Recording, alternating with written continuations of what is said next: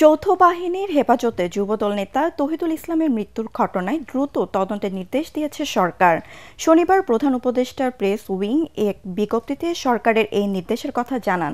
এদিকে বিচার বহির্ভূত এ হত্যাকাণ্ডের ঘটনায় উদ্বিগ্ন জানিয়েছে বিএনপি।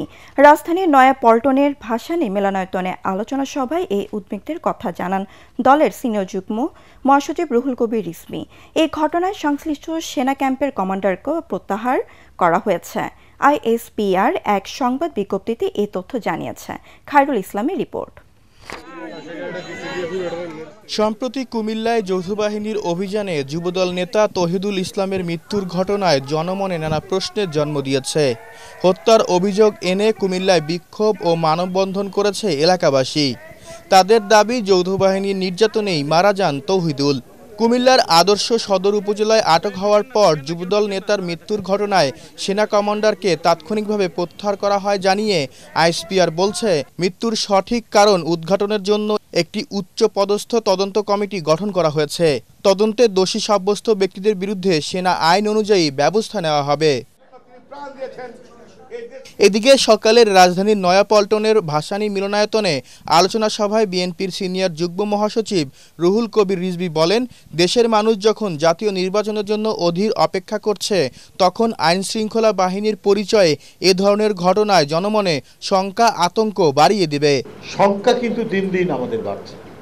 কুমিল্লার যুবদলের একটা ছেলেকে ধরে নিয়ে গিয়ে আইনশৃঙ্খলা বাহিনী তখন তাকে মৃত ফেরত দিচ্ছে।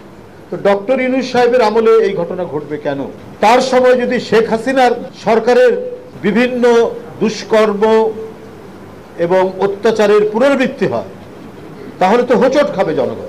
যদি ওই ছেলেটি অপরাধী হয়, তাকে গ্রেপ্তার করে আইনের আওতায় নিয়ে যেতে পারে, কিন্তু গ্রেপ্তার করে ভয়াবহ টর্চার করে মেরে ফেলে বাপ্পার কাছে ফেরত দেওয়া, এটা এই আমলে হবে কেন? তিনি আরো বলেন, পার্শ্ববর্তী দেশের সহায়তা নিয়ে শেখ হাসিনা ভারতে বসে দেশের বিরুদ্ধে নানা ষড়যন্ত্র করছে।